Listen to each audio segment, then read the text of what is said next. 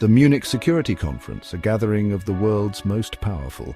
Leaders from across the globe convene here to discuss pressing issues, forge alliances, and sometimes to confront each other.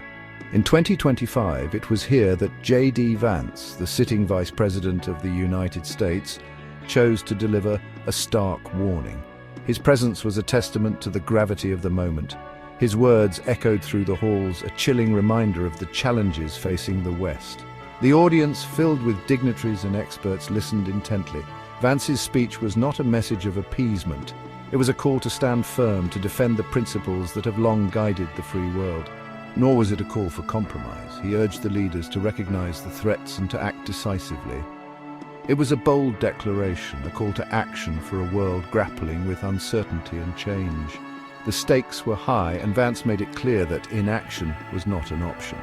The world had gathered in Munich to discuss the future. The conference was a platform for dialogue, but also for confrontation. Vance, however, wanted to talk about the past. He believed that understanding history was crucial to navigating the present. He wanted to talk about the values that had underpinned decades of peace and prosperity, values that were now under threat, and he wanted to talk about the threats that now endangered this hard-won peace. From cyber threats to terrorism, the challenges were multifaceted. The shadow of history loomed large over the conference. The echoes of past decisions were ever present. Munich, after all, was the site of a fateful agreement. An agreement that had profound consequences. In 1938, world powers had chosen appeasement over confrontation, a choice that led to devastating conflict. We all know how that ended. The lessons of history were clear and stark. Vance, in his address, seemed determined to not repeat the mistakes of the past. His message was clear: learn from history, act in the present, and secure the future. Vance began by highlighting the deep historical and cultural ties that bind the United States and Europe. He spoke of shared sacrifices, common values, and a commitment to democracy and freedom. These bonds, he argued, had formed the bedrock of the post-war order. They had been the foundation upon which peace and prosperity had been built. But these very foundations, he warned, were now under threat. The world had changed since the fall of the Berlin Wall. New powers had emerged, challenging the established order. Chief among them was China. Vance identified China as a strategic competitor, an economic powerhouse with global ambitions. He warned of China's growing military might, its disregard for human rights, and its efforts to reshape the international system in its own image. But China wasn't the only threat Vance identified. The world, he argued, had entered a new era of instability and uncertainty. Authoritarian regimes were on the rise. Terrorism remained a persistent danger. One of the most striking aspects of Vance's speech was his blunt critique of Europe's defense spending. For decades, he argued, European nations had grown accustomed to relying on the United States for their security. They had underinvested in their own militaries, content to shelter under the American security umbrella. This, Vance argued, was no longer sustainable. The world had changed, threats had multiplied, and the United States could no longer be expected to shoulder the burden of global security alone. Vance's message to Europe was clear. It was time to step up. It was time to invest in defense. It was time to take responsibility for its own security. Vance's words were met with a mixture of discomfort and defiance. Vance's speech was not just a warning about external threats. It was also a lament for what he saw as a creeping rot within the West itself. Democracy, he argued, was under assault, not from without, but from within. Across Europe, and even in the United States, he saw worrying signs of democratic backsliding. He pointed to the rise of populism, the erosion of trust in institutions, and the increasing polarization of societies. He cited alarming examples from across the continent. Section 5. The erosion of freedom censorship in the digital age. Vance reserved some of his harshest criticism for what he saw as a growing climate of censorship in the West. He railed against the increasing pressure on social media companies to silence dissenting voices under the guise of combating misinformation. He warned of the dangers of allowing tech giants to become arbiters of truth, arguing that such power was ripe for abuse. He also criticized the growing tendency to silence unpopular or uncomfortable views. By silencing dissenting voices, Vance argued, the West was betraying its own values. It was creating a climate of fear and conformity, where open debate and the free exchange of ideas were stifled.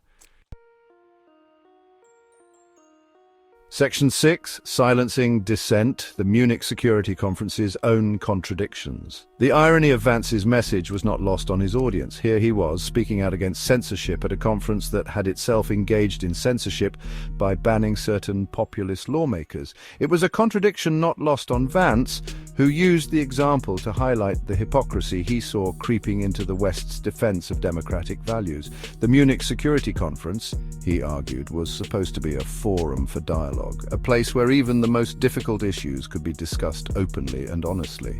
By banning certain voices, the conference was undermining its own raison d'etre.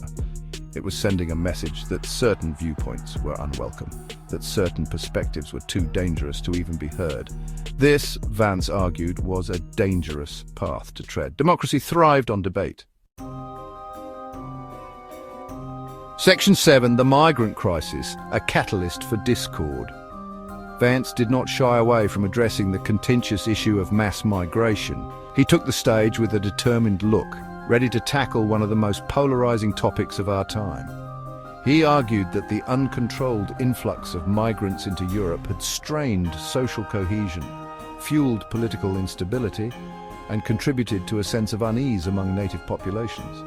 The images of crowded camps and protests painted a vivid picture of the challenges at hand.